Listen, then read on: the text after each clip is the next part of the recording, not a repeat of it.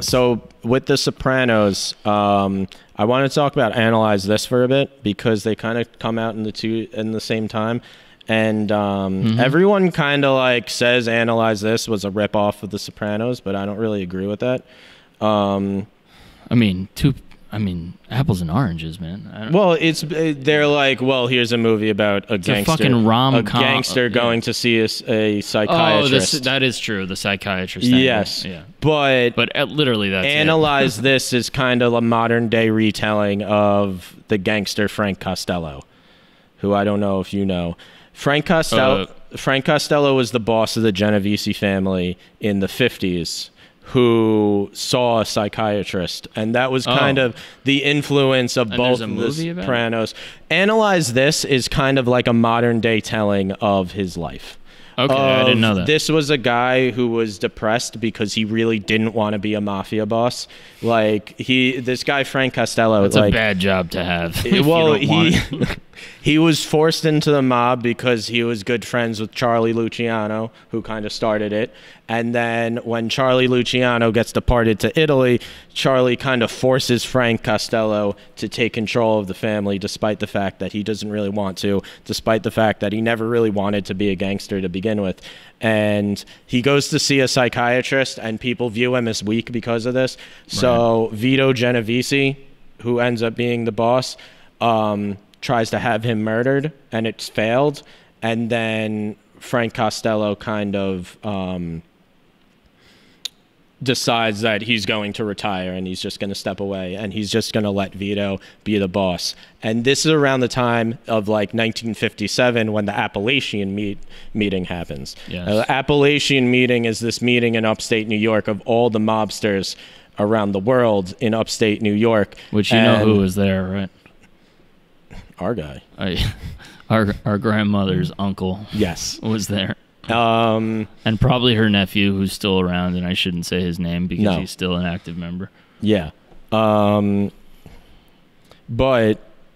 they go in and arrest these people, and Frank Costello kind of walks away because he had retired. And like that's almost like to a T the plot of Analyze This. Yes, exactly. And they do have like a mini Appalachian meeting at the end of the movie. Everyone like. I hate that scene because it's so... Oh, really? Well, just because it's so inaccurate as far as, the entire movie is inaccurate. I know. But that one in particular, like, I mean, some schmuck that no one's ever heard of, who's not even Italian, let alone not even an associate, is going to go into some meeting. Like, I know you have to suspend your disbelief, but that always just... Whenever that scene comes on, I'm like, ah... Well, like everything mob-related is unrealistic. The Sopranos is unrealistic. I mean, you look at the last season... At least the structure is... The last season of The Sopranos is like 2008. And like... 7. And they portrayed the mob as way more powerful than they actually were in 2007. Absolutely. Like, when there's a scene when, like...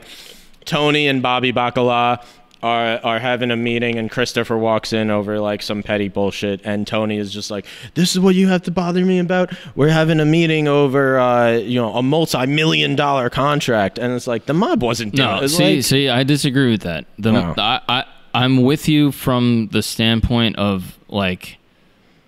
They didn't murder as many people. Violence. Yeah. I mean, they were still... now they're basically not violent. Yeah. I mean, so we think. I mean, who the hell really knows? But they're not dropping bodies. No. You know, I'm sure they're probably not even really assaulting loan shark victims, like people that are like deadbeats. Like, I don't even know if they're assaulting people anymore. They're probably threatening them still. Like, you know who I work for? Like that type of thing.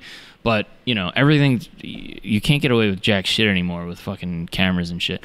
But anyway, in 2007, but as far as like construction and union rigging, dude, you'd be surprised. Like still to this day, there's like shit that goes on that's like very fucking lucrative. Okay. You know, I mean, so from that standpoint, I think it was, but as far as the grandiosity of it all, like definitely exaggerated.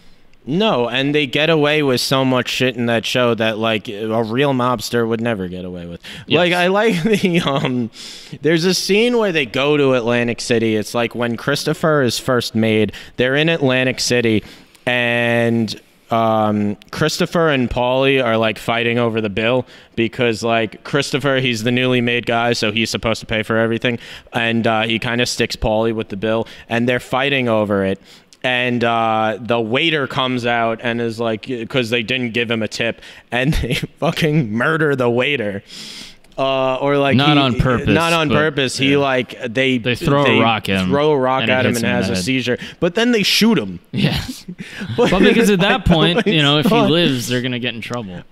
Yeah. I know, but they never explain it. They just drop the body there. But the point is, they go back and the only line is like, I think we'll be okay. Nobody knows us down there. And it's like, really? There was a huge meeting of all mafia people in Atlantic City and a waiter shows up in the back alley with a bunch of bullets in him and you think, well, no one knows us down there. Yeah, if only it was that simple. Yeah, I mean, I've been watching Forensic Files like crazy on Netflix because they got it on. I used to watch it when I was a kid all the time. It's one of my favorite shows. Now it's on Netflix. But like, motherfucker, like people are so dumb, dude.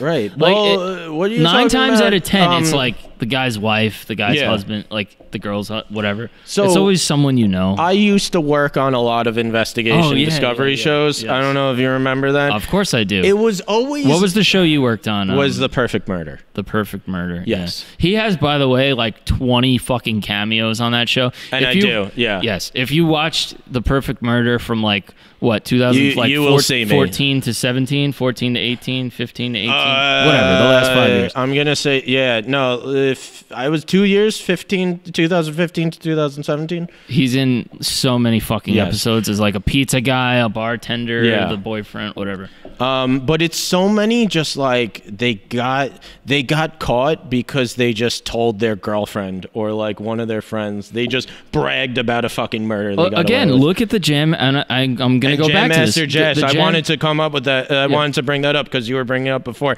That 18 years later, and it really is when I'm talking about just like your spots reserved in hell, your spots reserved in prison. Just like you commit a fucking crime.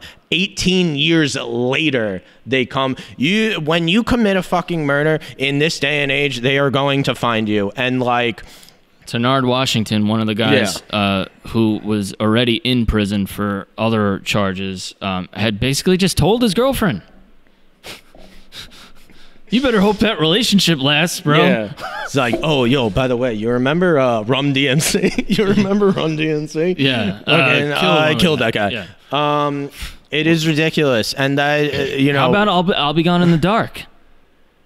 I'll Be Gone. Dude, they got D'Angelo off of 23andMe. Yeah, it wasn't that one, but it was one of those sites. Yeah. But the point is, and the last crime that is known to be committed from the Golden State Killer, and the East Area Rapist, and the Visalia Ransacker. Yeah. The last known crime was 83. So that's fucking what? 30. When was he arrested? 2019. So that's 36 years that he got away. Like, you know, but still, that you get that fucking knock on you. That's why I'll never do anything fucking crazy criminal. My conscience can't handle that. But there is like, how do you sleep? Take away the like spiritual metaphor in The Sopranos. There is a very much just like, if you're in this life, you have to accept the fact that like this is how it ends. That it ends with a knock at your door and you're going to prison. And the mafia in real life, that's what it is. You sign up for it. You sign up to be in any criminal organization, and that's what you are signing your life away to do. The price of admission to be in the mob is that one day you're going to get that knock on your door. I'll say this in terms of where the mob is currently, and we did a lot of mob talk on this one. I wasn't necessarily expecting to do so, but it's cool. You know, Joseph Camerano Jr., who is the street boss of the Bonanno family, he and the not the underboss. I think he might be considered the underboss or the consigliere. I can't remember, but his name's Porky John Zach something. His name's Porky. There was a big trial last year. Yeah. And they were facing, dude, like wire fraud, fucking conspiracy to commit murder. Like they were facing serious fucking charges. That was like 25 plus, you know, in terms of like what the sentence can be. They ended up getting off. But yeah, I mean, I guess like, I mean, that's the exception to the rule. Very true. That's the exception rule. Yeah, most people don't want to do more than like nowadays. If you're gonna go to jail for even like 2 years, like people will rat over that, you know. But you don't see most mob cases now are just like, you know, it's generally like loan sharking. Yeah. You know?